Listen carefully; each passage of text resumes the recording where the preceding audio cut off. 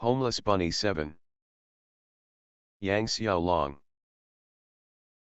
This may have been a mistake, I thought as I dodged a claw swipe from the red one. I knew a fair bit about anger and coping mechanisms, I had to with my semblance being what it was. Dad and I burned hot, same with the white one. We were all passion and fire and fury. The red one though? She was ice cold. She reminded me of Uncle Crow, calculating and dangerous. She was the one that'd make sure I slept with one eye open. When I punched her sister through a pillar, the look of frozen fury on her face almost made me hesitate. She was easier to deal with now that her other half was knocked out cold. It wouldn't be for long, probably a minute at most with Aura, but the raw hatred in her eyes hurt as much as her claws. I hadn't meant for things to escalate like this. It was supposed to be a simple run. Get in, bully Junior for information about Mom, and get out. Maybe knock some heads together if I needed to, but definitely not take on the entire gang overnight. I was a prospective Beacon student, I could probably pass it off as cracking down on gang violence or something, but Dad wouldn't let me hear the end of it if he found out. What did it say about me that I was more worried about getting chewed out than I was about fighting a gang? That I'm fucking badass. Gotta meet Ruby right after this anyway. I should finish up. She was letting her anger get to her, nowhere near as experienced with it as I was at reining it in. I grabbed a sloppy slash towards my throat and spun her around like Sway did with my old dolls before spiking her into the floor with all my weight. She had aura, she could take it. Except, when I flung down, she was nowhere to be found. That's enough of that, I think, I heard behind me.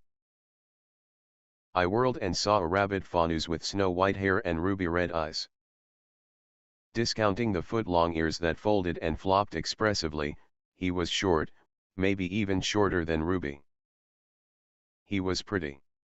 No, not just pretty, adorable in ways I couldn't describe, ways that I wasn't sure was humanly possible.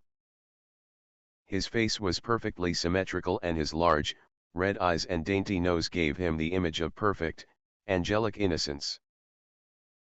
It was like looking at the most beautiful sculpture come alive, with fluffy bunny ears thrown on top for reasons. I met his eyes and felt the instinctive need to collapse my gauntlets and go pet those ears. Shut up, Yang, I chided myself. He's probably a gangster if he's still here. I looked at him closely. He was cradling the red twin in one arm and had a plate of egg in hand. It actually looked pretty good, some kind of boiled egg wrapped in sausage and fried. He'd managed to save the red one, so that probably meant he had some sort of mobility semblance.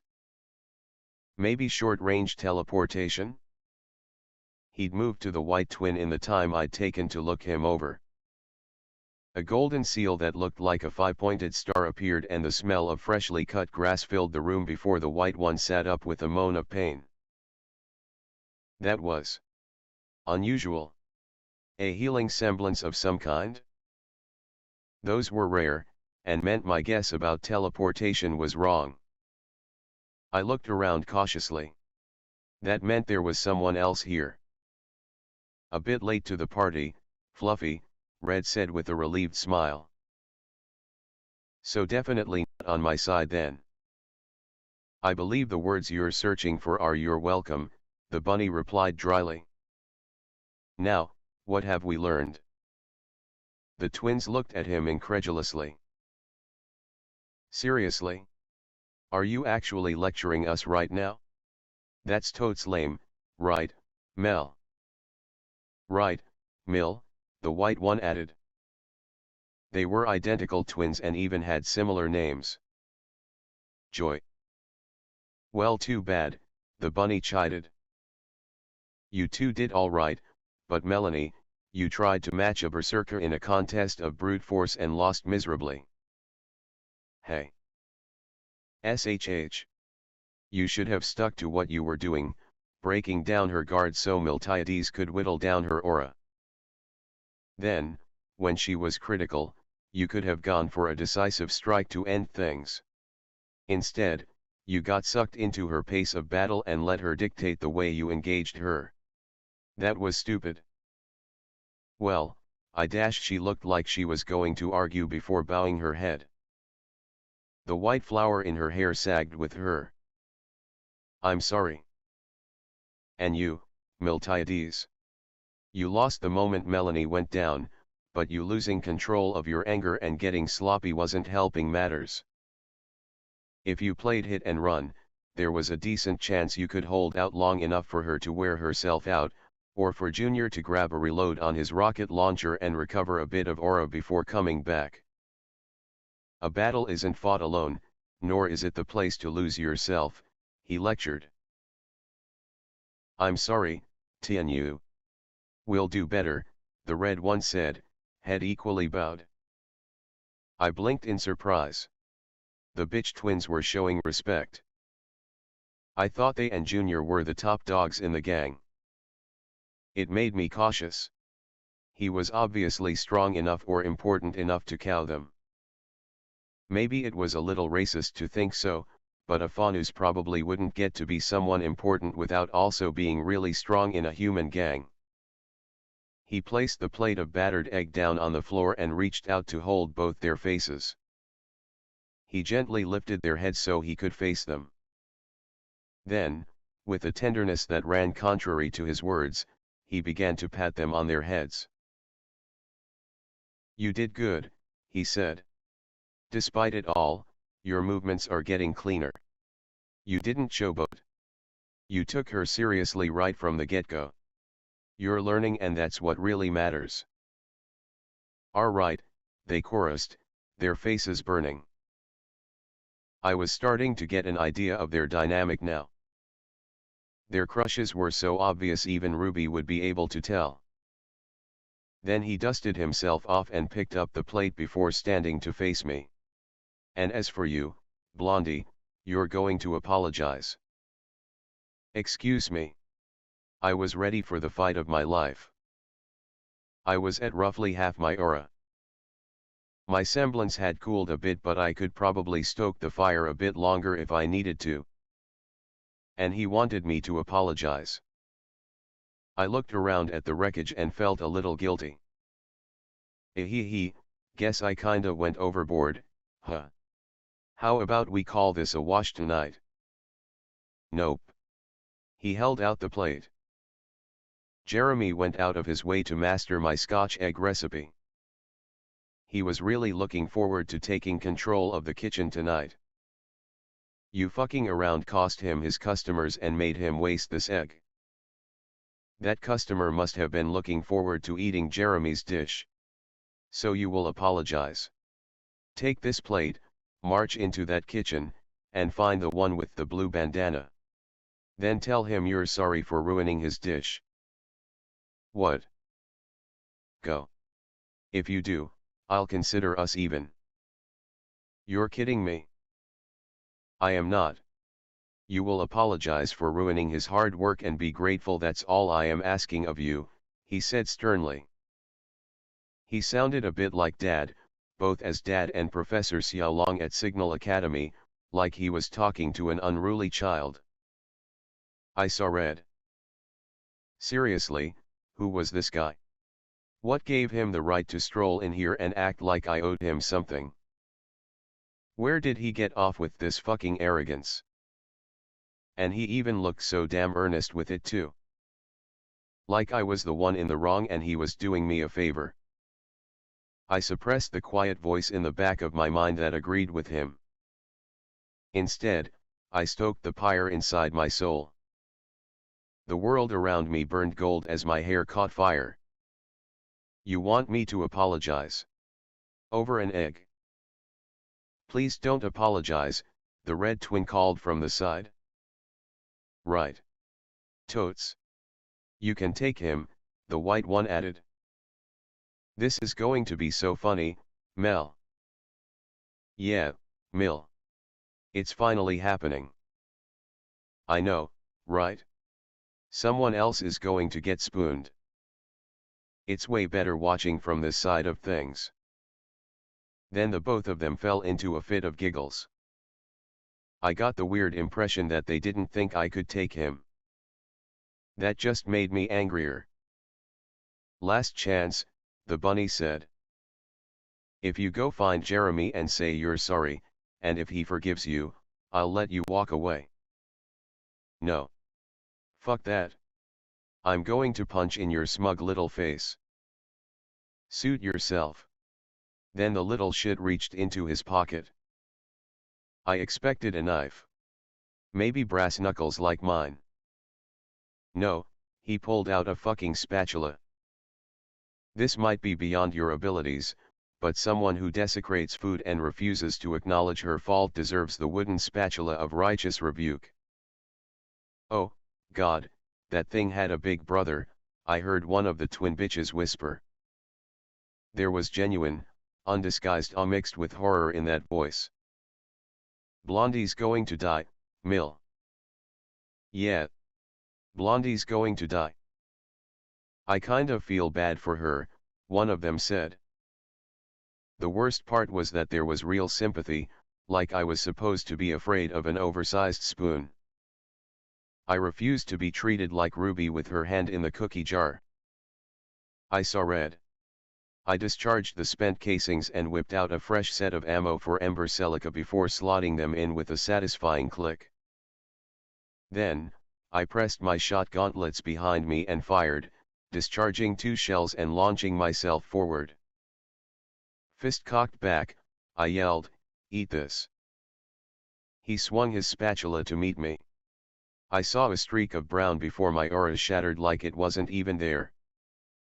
Above 50% to feeling like a newborn baby faster than I could blink. All it took was a single flick of the wrist. And then the rest of what happened registered. The scream of tortured metal. The explosion of dust rounds as they were compressed beyond all reason.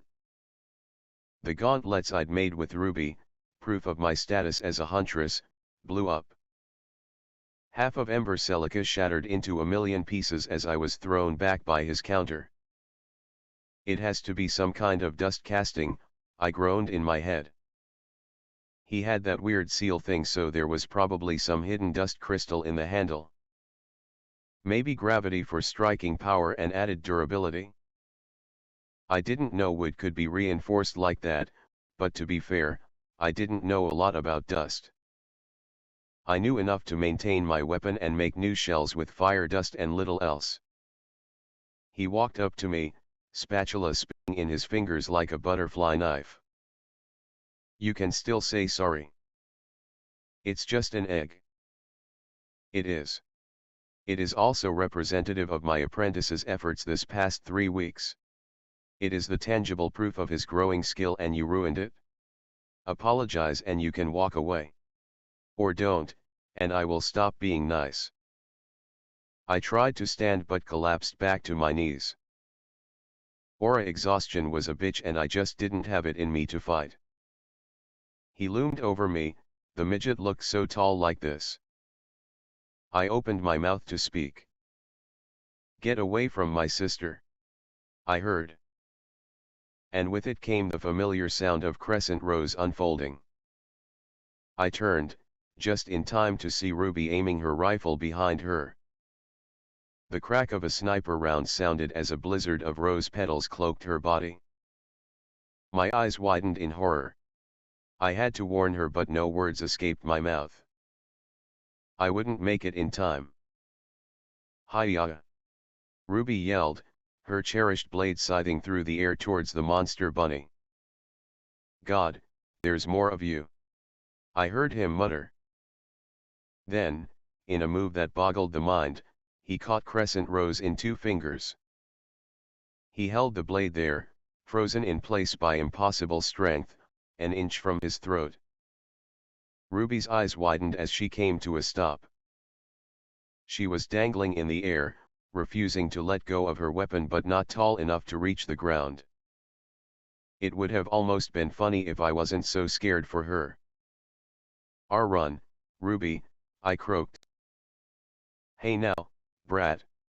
I'm not the one who marched in here, chased out all the guests, beat up the staff, and threw a tantrum like a child, the bunny spoke.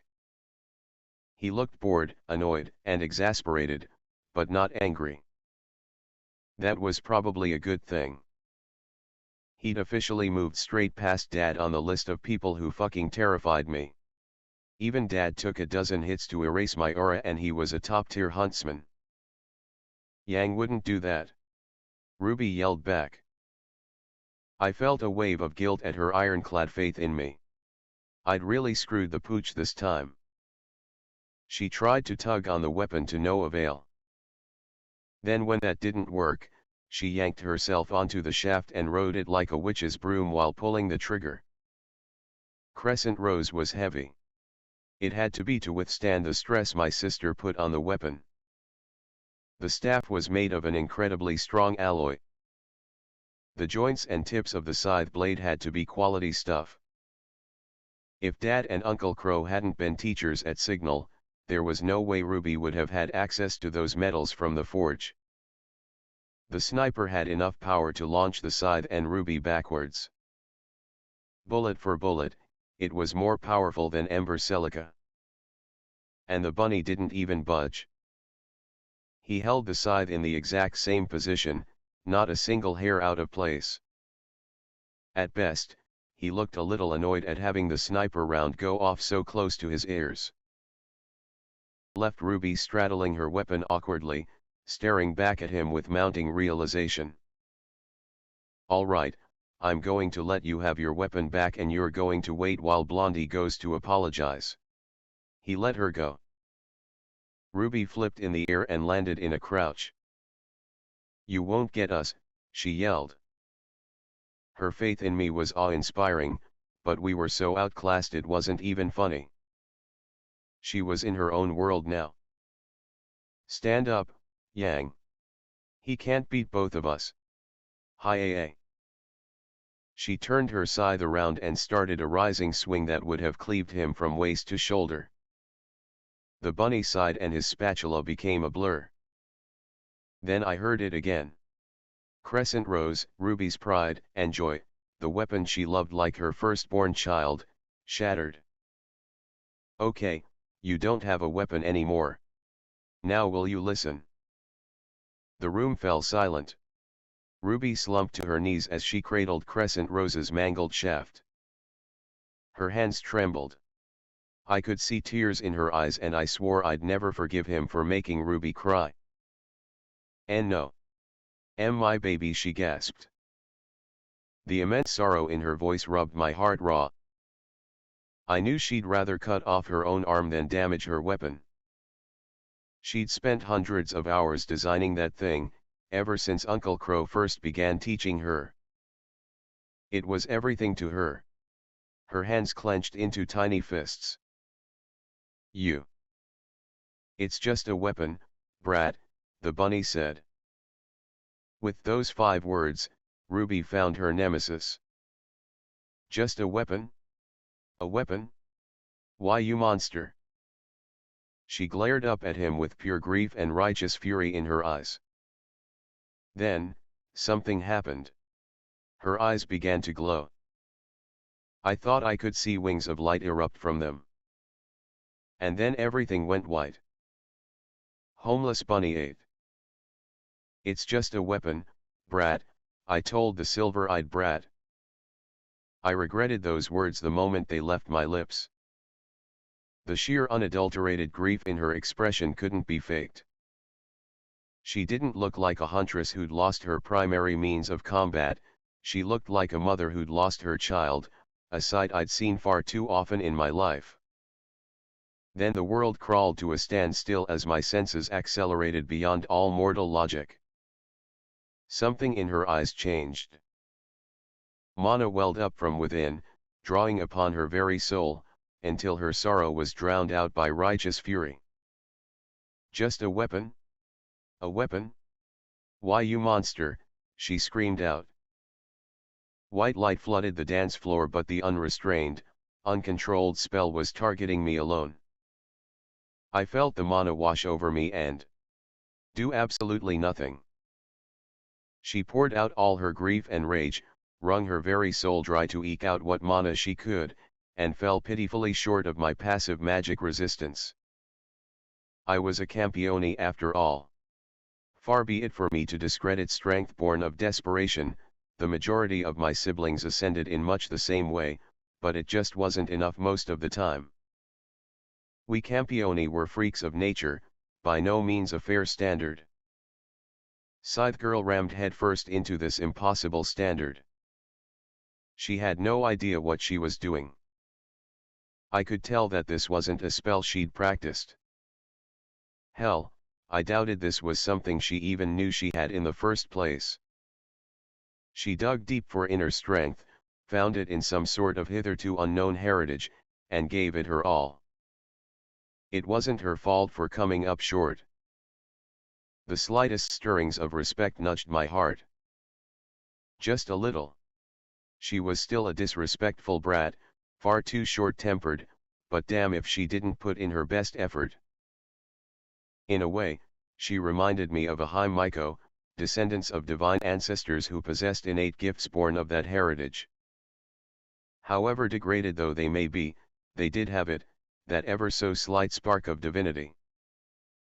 It allowed them to see the future, tap into the memories of the void, or, in the case of Susanoo's granddaughter, even channel his authority for brief periods of time. As the light faded, I reached out with my own mana and stabilized the fading traces of the spell. They condensed into thin wisps of light, like spider webs in the morning dawn. Curious, I looked closer. In my time, I'd often opened up the lunar palace to gods of varying pantheons. I hosted banquets with guest lists of major and minor deities, fey kings, demon lords, and more. It wasn't unusual for them to pay their tabs with books, spell matrices, alchemical ingredients, or artifacts. After all, what good was gold to any of us?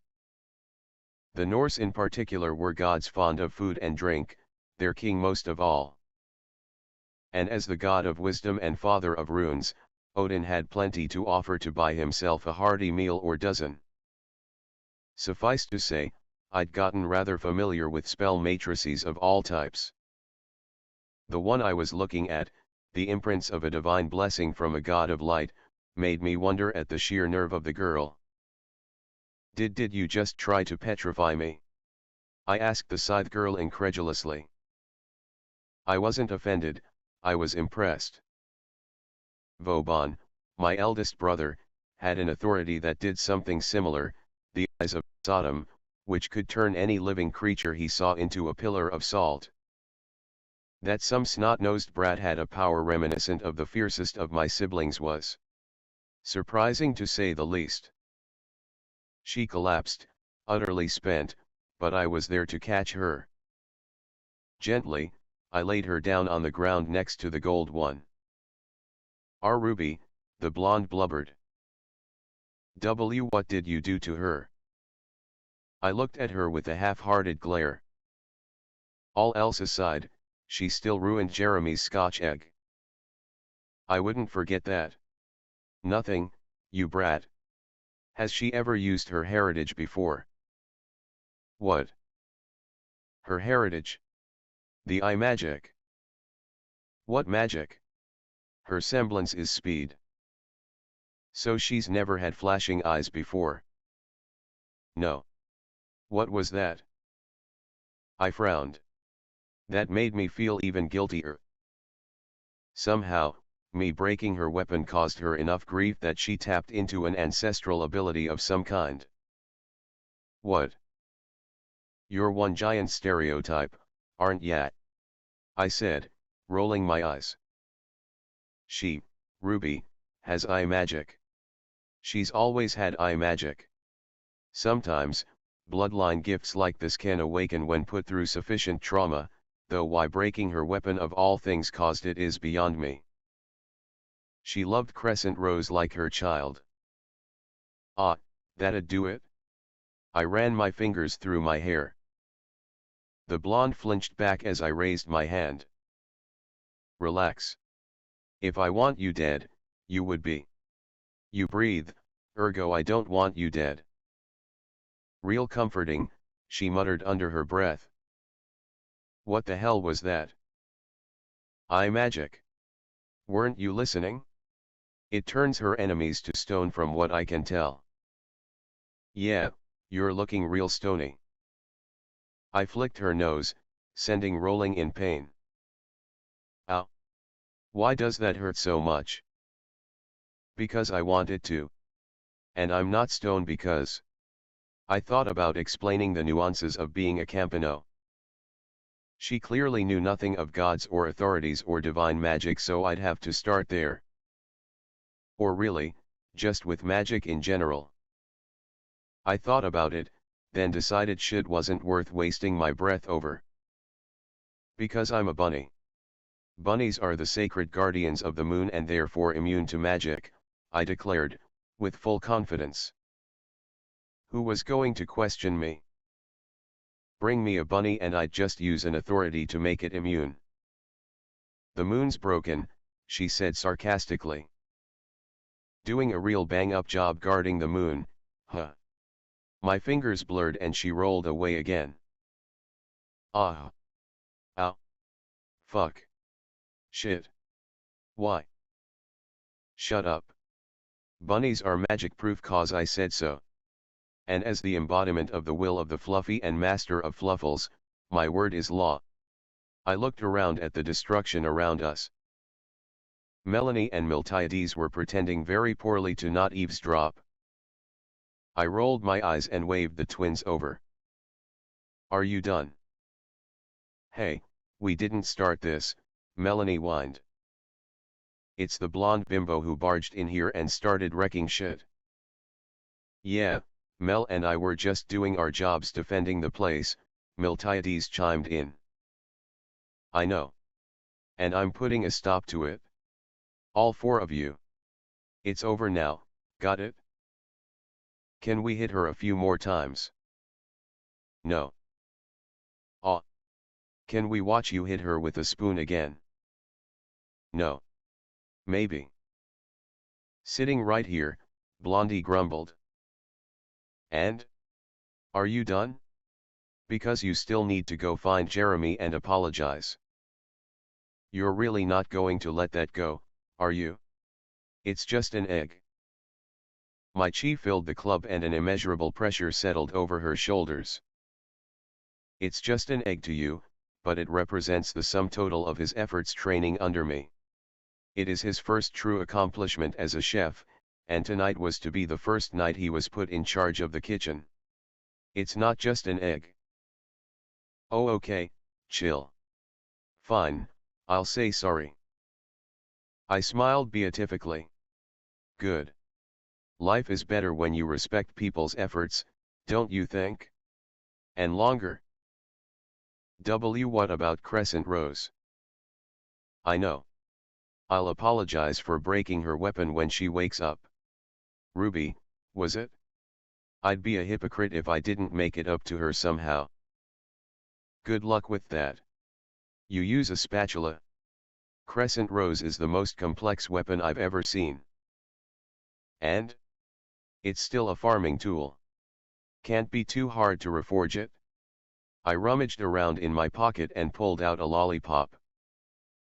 It was a tiny Rice Krispie treat shaped into a marble, coated in dark chocolate, and sprinkled with shards of peanuts. It was also blessed with the peach blossom alchemy for healing purposes. I decided that the rice balls of healing were a bit too much to choke down mid-fight and settled on these. I carried a few hundred of them in an enchanted bottomless pocket at all times. I never knew when I might need one to pacify children. I peeled away the wrapper and shoved it into RWBY's mouth. Hey, what are you doing? I'm the stranger giving a little girl candy. She has to come home with me now. That's how this works, right? You. To her credit, she managed to muster up a tiny spark of aura, enough for her eyes to go red again. I wasn't even sure why I was provoking her. No, yes I was. I was still annoyed about the egg. And, if I had to be perfectly honest, it was kind of funny. NGG, Ruby moaned as the candy's magic did its work. Her lips closed around the treat without conscious input. What happened? You got all bright-eyed when you looked at me. You were so captivated that you passed out. And now you're sucking on my lollipop, I explained patiently. That's gross, the twins drawled. Maybe, but true. She's just going to have to accept that she sucked a random stranger's lollipop. I don't know how, but I'm going to kill you, the blonde swore through gritted teeth. Crescent Rose. Ruby yelled as it all came back to her. She looked down at the lollipop in her mouth and the shattered remnants of her weapon before shooting me a glare of pure loathing. I raised my hands in surrender. Hey now, I already promised the blonde idiot I'll make it up to you. Yang's not an idiot. Oh, so that's her name.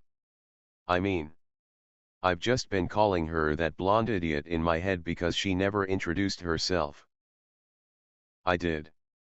Yang protested. I mean, but you didn't matter then, so I ignored it. Two pairs of glowering eyes stared me down. It was funny how humans could go from utterly terrified to done with this shit so quickly. Alright, fine. Look, Red, Blonde Yang came in here and beat up the owner and his two bodyguards, that's those two cuties there. I intervened and kicked her ass. Then you came in, saw me standing over her, and went all don't touch my sister, and wouldn't listen to anything. So I broke your weapon. Yang wouldn't do that. Ruby fumed. Ehehe, Yang laughed nervously. We have cameras, Melanie chimed in. Like any other club. We can prove the blonde bitch started it. Seriously. Lots of cameras that could find their way into police custody, Miltiades added with a smirk. Yang. Ruby gasped, scandalized. How could you? I was looking for Mom, her sister said. I thought that Junior might have information about her. I tried to understand, really. Other than Aisha, I was the most benevolent of Campione. I took pride in being an understanding king. Absolute monarch though I may be, I listened to my subjects' wishes and did my best to make life easier for them. This night just got stupider the more I listened. Let me get this straight, I muttered. Yang is looking for her mother. And decides that the most well-connected information broker in Vale is the man to go to. And further decides that in order to convince him, she should trash his headquarters and beat up his men. Rather than, I don't know, paying for information like a normal person. And she has chosen to immortalize her stupidity on camera. Am I hearing this right? Well, when you put it that way, everything can sound stupid. And no. I think this is just you, Yang, Ruby said with a sigh. Clearly, the weapon nut was the reasonable one of the pair. Hey, you're supposed to be on my side. And that means calling you out when you do dumb things. Uncle Crow said so. I reached up and tugged my ears over my face. Just who is your mother that you thought this was a good plan? I don't know. She ran off when I was born, Yang said. She produced a picture. The woman had black hair and red eyes but was otherwise a dead ringer for her daughter. Her name's Raven Branwen. The twins gasped. I eyed them curiously. You know this one? Yup. She's pretty famous, Mel said. Practically everyone born in Mistral knows who that is. Can't believe I didn't see it earlier. Yeah, seriously. At least that explains her everything, sis, Mill added. Raven Branwen is the most wanted woman in Mistral, at least officially. Everyone who would have a higher bounty than hers pays off the council. She doesn't pay the council because she lives out in the boonies. She leads a tribe of bandits called the Branwen tribe, see. Doesn't really care much for organized crime. I turned back to Yang. There. Your information.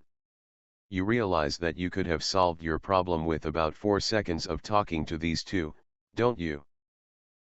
Well, I didn't know, Yang mumbled. No, you just grabbed Junior by the balls and sucker punched him, Mel said dryly. I sighed.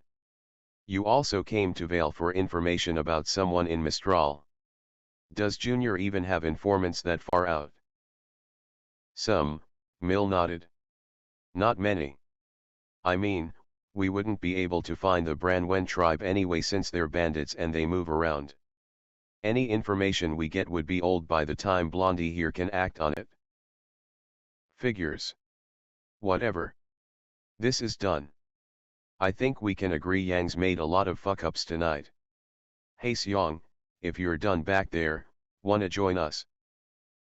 Hey Seong, leader of the Seong family and biggest information broker in Vale, stepped out from behind the kitchen with a sheepish smile. It really didn't suit a guy his size. Sorry, you looked like you had it handled. Yeah. I heard you making some calls to get this place fixed. You send the boys home. Yeah. I'm gonna have to arrange for medical care for the ones Blondie trashed. We'll be closed for a few nights while the place gets cleaned up and rebuilt. Neat, how much is that? Add up medical expenses, paid time off, redecorating, and lost revenue. A couple $100,000, easy. Yang went pale. I don't have that kind of money. Oh, I know, Blondie. There are ways for you to work it off. What? I'm not Dash. A high-profile guard can make about 40 lean per hour. You need to pay back 200,000, maybe a bit less. So, in exchange for not pressing charges, that's what you're going to do.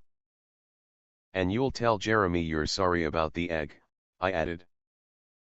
Seriously? Fine, I'll apologize to Jeremy, whoever he is, Yang mumbled. I can't work here though. I have to go to Beacon in a few weeks. Tough, Haseong said with a shrug. You broke it? You fix it? But. I rolled my eyes. Junior, how much would the bill be if you forget about medical? Half that maybe. I don't know, sounds about right, he said with a shrug. My boys have auras so none of them were hurt too bad, but that's still a lot of boys she beat up. Bring them by. I can heal them. You can, of course you can. Now, that's 100,000 lean I expect you to pay off by working here, Yang. I don't care if you do it during the weekends, but you will make this right. Wait, does this mean we'll be her boss? Miltiades asked. She sounded giddy with thoughts of petty vengeance. I think it does, Mill, her twin chimed in. They shared a wicked grin before staring at Yang like a piece of meat. Later, I interrupted. If that's settled, all we need to talk about is RWBY and her weapon. Crescent Rose, the slip of a girl, wept. She held the shaft like a mother cradling her baby. You're gone too soon. I broke it so I will fix it. Let no one call me a hypocrite. I placed a gentle hand on her shoulder. I'm going to help you redesign and fix your weapon. Hell, I'll throw in a few rune matrices just for fun. Why, you can fix Crescent Rose? I mean, probably. Look, I'm more of a hobbyist smith, but Dvalin and Odin really like their booze and they pay their tabs by giving me books and demonstrations and whatnot. Alright? I know a thing or two about making weapons. You use a spatula, she deadpanned. No, I don't. I have weapons for fighting. The wooden spatula of righteous rebuke is for punishing idiots. You can fix her. She'll be even stronger, I promised. Scythe Girl stared me down. She must have seen the sincerity in my eyes because she eventually nodded. Okay, she sniffed tears away. I'll forgive you if you help me reforge Crescent Rose. But I'm doing this too. She's my baby. She was like a silver-eyed puppy, so earnest and serious. I couldn't resist. I pat her head. Of course, Ruby. Of course. That was how a definitely underage girl ended up a regular patron at the club. Things were tense at the start, but as I'd found, ice cream could pave over all ills. Homeless Bunny 9. G8. The single most adorable Grim Reaper in the world stared me down as I went about making a marinade. Diced pineapple, roasted red peppers, dried tomatoes, and a host of other spices flew through the air, only to be intercepted by the blur of my chef's knife. Yes, Junior's kitchen had a blender. No, I didn't use it. This was my treasured knife, the engagement gift from Ludo How. I slew my first world serpent with it and kept it all these years. And, after some rune work from Odin, it cut better than ever. It used to be a game of mine, to toss ingredients into the air and blend them via pure speed with but one blade. Used to be, because it wasn't really a challenge anymore. G8. Are you going to sit there and pout all day, Ruby? I asked. The ingredients that were thrown into the air fell down as liquid, straight into a large mixing bowl with cuts of pork already inside. I was going for something a little sweet, a little savory, with a nod towards al pastor found in Mexican and Tex-Mex cuisines. But that was for tonight. It was time for lunch and I had several pineapple rinds cut into perfect hemispheres, which meant pineapple fried rice. The seal of my semblance lit up the wok in my hand, heating the iron instantly. A knob of ghee to oil the pan and we were good to go. Off to the side, Jeremy, Lenny, and a few of the other boys sat around watching with rapt attention. As they should, I was their teacher and they, my pupils. I wouldn't be here forever and Junior had been good to me, giving me several leads into magical artifacts and the hidden history of this world. I wanted this club to feel my presence even when I was gone. Now, I'm using ghee, which is clarified butter. To make ghee, you remove all the water and milk solids until you have nothing but fat. It's got a more concentrated, nuttier taste than butter but can largely be used interchangeably, I lectured. Fried rice is simultaneously simple and nuanced once you get down to it.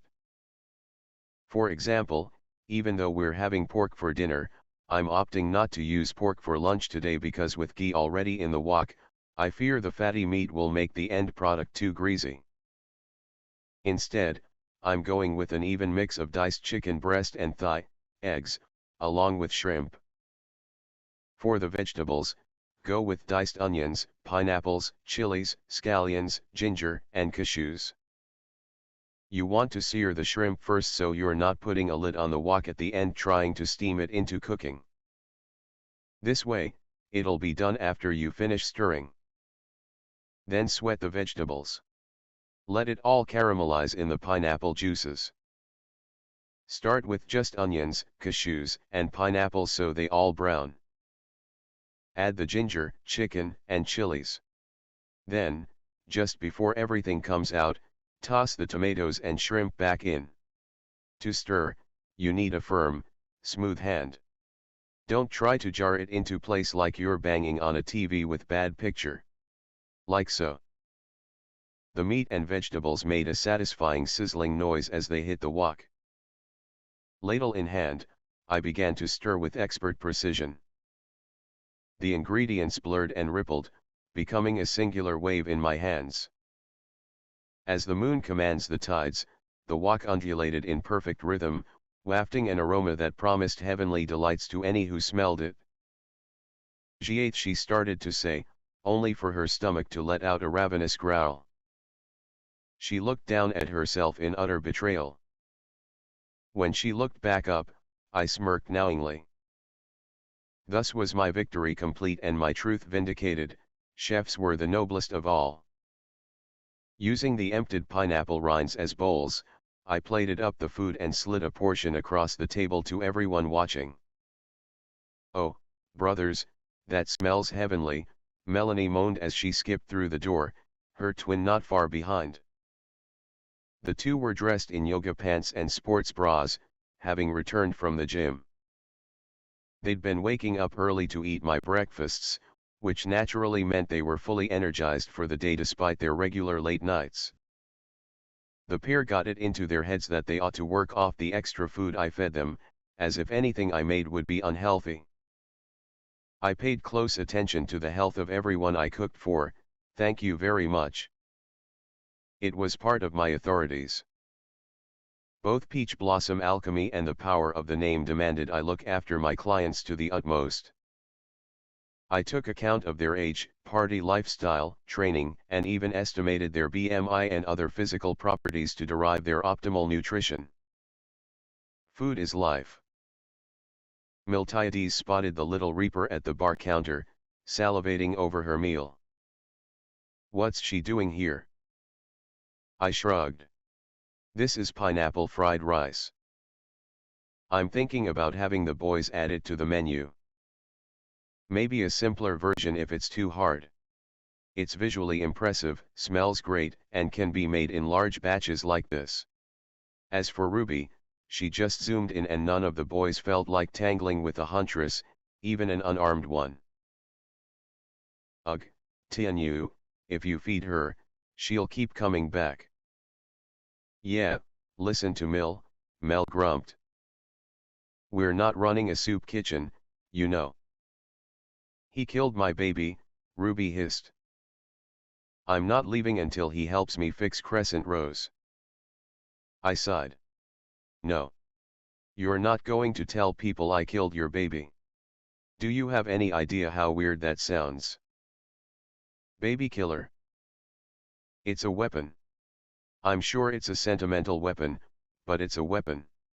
Not a baby. You don't see me polishing my knife and calling it my precious, do you?" "Murderer. Slayer of innocents." Junior came down the stairs and caught the tail end of the conversation. He chuckled as he took a seat. "Heh, you know, Tianyu, the Vale Police Department still thinks you're White Fang." I glowered at him. "I thought you cleared that up." "I mean, kinda. You have a legal presence here, but it's not like I went to the fuzz and said, 'Oh, yeah, that guy who beat up 2 guards. He's legit. Definitely not a terrorist.' That'd make you seem even more suspicious." "Ugh, you're fucking with me." "Nope.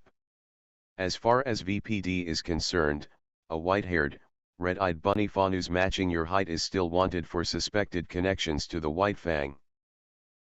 Now, this faunus is obvious not Tianyu, my godly chef who's been working here for over a year now, but I still don't recommend you do anything too suspicious." Ruby angrily took a bite of her fried rice, only for her face to morph into utter delight. Naughty, sexual moans that had no business coming from the innocent girl sounded. Then her brain caught up to the noises she was making and her face burned red with shame. The shame turned into indignant rage as she glared heatedly at me, only for the aroma of the fried rice to call to her once again to repeat the cycle. Ruby Rose was a very expressive girl. "You deserve this, baby killer," she hissed. "Yeah, okay. That That's exactly the kind of suspicious thing Junior's saying shouldn't happen in public. I'm not a terrorist. I don't kill babies. Both are lies and each makes the other infinitely worse to hear, I grumbled. Sometimes, I wished I didn't have a moral compass. Vauban never got bullied like this by people weaker than him because he just murdered all his nuisances. So, Bun Bun, Miltia said, have you found what you were looking for? You've been doing nothing but read myths and legends when you're not cooking. Not true, Melanie said. He's also been beating us up with a spoon. Oh, yeah, that. Seriously not cool. Yeah, that hurts way more than it should. I rolled my eyes. The wooden spoon of gentle guidance is good for you. I've been slowly correcting your forms. Well, it hurts, Melanie whined. Too bad. Anyway, I think I've found some stories I'm interested in. I'm especially interested in how the maidens came to be and the 4 relics left by the brother gods. If you find anything else on them, let me know, I told Junior. Older the information source, the better.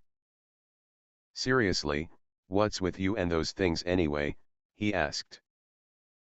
I've never had a weirder request from anyone. Usually it's about safe smuggling routes, who can be bribed, what the going rate for a gram of cocaine is, that sort of thing. Ah la la la la la, I can't hear you. The baby killer doesn't live with a bunch of criminals. RWBY yelled, hands clasped over her ears. You're not fooling anyone, midget. Whatever. I won't stay short forever. I drink milk. I raised an eyebrow. Why are you looking at me like that? Wipe the smug off your face before I do it for you, brat. Are you proud that you're taller than me or something? I've never been taller than anyone. Seriously, how old are you? Mel asked. Both of you. 15. Guess, I said drolly. He can't be younger than us, Mel said, you don't get that good at cooking, or that strong, overnight. Melanie hummed in thought. 24? 6 at most. There's a limit to baby face. Seems about right. Like, we look young. You. I don't even know what you are, Bun Bun. Try 122. I celebrated my 100th anniversary with my wife 6 weeks ago and I was 22 when we married, I told them honestly. Bullshit, came the collective response. I shrugged. Believe what you want. Anyway, RWBY, have you made a draft of your weapon? RWBY's face lit up like a Christmas tree. She really was adorable, like a puppy if that puppy had a single-minded obsession towards all things sharp and explosive. I've been meaning to, but I'm kind of stuck. I want to take this chance to increase the caliber of my baby, but a sniper rifle has a lot of delicate pieces that don't stand up so well to being used as a melee weapon. I'm testing out different steels at the forge in Signal right now. I nodded, humoring the girl. During my time here, I noticed the oddity of this world's weapon designs. For whatever reason, Huntsman felt the need to make damn near everything a gun. Knuckle dusters. Shotguns. Scythe. Sniper rifle. Club. Bazooka. Why? Because they all had the design sense of an 8-year-old and the engineering knowledge of a coke-addled redneck. Then again, a ladle that could also lob grenades did sound pretty neat. I shook my head and suppressed my inner 8-year-old. Reality must intrude sometime. Really, what did it say about this world that Melanie's knife heels were some of the more practical weapons I've seen? You understand that a gun isn't supposed to be swung like a club. RWBY let out a dramatic gasp. You take that back. My baby can be whatever she wants to be. But if you stopped trying to attach a scythe to the end of your muzzle, maybe you could upgrade the caliber without worrying about tolerance. Really, close or long range? Pick one. A mother supports her daughter's life choices. This is more like eugenics and gene therapy, except if you tried to purposely make your child embryo. Gods, see what you've done, RWBY? You've made me sink into your metaphor. Not a metaphor, baby killer. I sighed. I reached into the expanded bag in my coat pocket and pulled out a metal ingot. It clattered onto the bar top, catching everyone's eye with its pure, silver luster. Here. I promised I'd help you reforge your weapon. This is lunar cold iron, one of the metals used and maintained by Behu. Who? My servants, the White Tiger of the West. You have a servant. I have many servants. Doesn't matter. Take the iron ore and make whatever you want. It should be enough for your scythe. I have iron, she pouted. It's not really good for weapons on its own, you know. Junior pointed at the ingot. Is no one going to point out that the bunny apparently carries raw iron in his breast pocket? Or that the pocket's bigger on the inside somehow? I gamely ignored my nominal boss. It's lunar cold iron. Why would I give you regular iron? Trust me, this thing is stupid durable. RWBY took it in her hands and flipped it around a bit. Fine. I'll try smelting it first. But don't think you're off the hook, baby killer.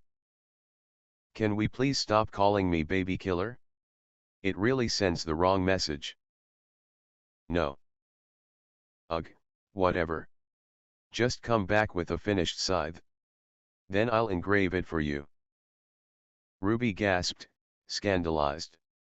My baby doesn't need a tattoo. Are you serious? She's not a delinquent or something. You know what dust weaving is, right? That's only for clothes. Runes can be applied to weapons too, I explained patiently. An alcoholic friend of mine taught me how. Junior sighed. No. We're just going to accept that the bunny does impossible things. Okay then. Melanie placed a comforting hand on his shoulder. I stopped questioning it. Life is easier when you stop trying to figure out how Tianyu's everything works. Totes, her sister chimed in. And what do runes do? I shrugged. I was a hobbyist at best, but both Odin and I had a great deal of respect for masters of any art. He liked to watch me cook and was prone to highly informative if long-winded lectures on runes. From what I could gather, runes could do damn near everything assuming the caster was powerful and creative enough. But I'd be using dust, the crystals of elemental mana unique to Remnant. I'd probably be limited to whatever element RWBY chose, and more on the physical side, not the metaphysical fire of courage bullshit I was used to with peach blossom alchemy. I supposed I could use that authority even now, but I generally preferred to bless food, and with my house the way it was, I wasn't sure how effective it would be. Runes can do a lot, but it really depends on what kind of dust you want engraved into your weapon. What? Why haven't you engraved our weapons? Because you two are criminals. But, since when do you care? Since always. Why do you think I haven't taught you the Moon Bunny combat arts? Sure, I've polished your forms a bit, but I won't teach you all the cool shit I do unless the pair of you stop treating your body counts like the scoreboard of a video game. You're killers. RWBY gasped. You're supposed to be bodyguards. We are, Melanie said defensively. Yeah, we're just enthusiastic about our jobs, her sister added. I clapped my hands. Right. You two aren't getting magic weapons until I'm confident you'll be responsible with them. RWBY is getting a magic scythe because I think her silver eyes are cool and interesting things will happen if I stick with her. That's so unfair. Deal with it? Or become proper huntresses. Ha! Good always prevails. Ruby cheered. Whatever, get out of here. I need to do the dishes, I grumbled.